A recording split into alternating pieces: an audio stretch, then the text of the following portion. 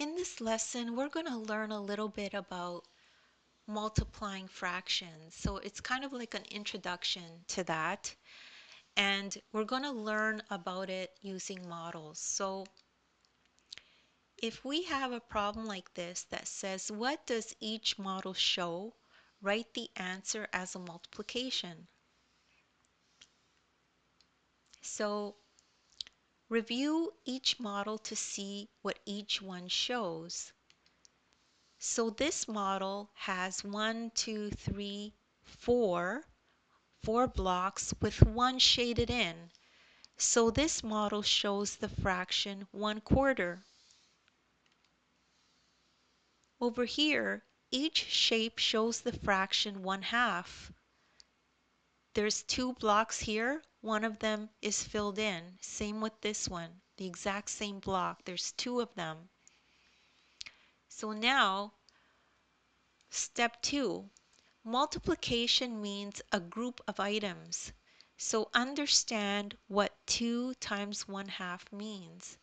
This product means 2 groups of a half, which is exactly what we have here, 2 groups of a half.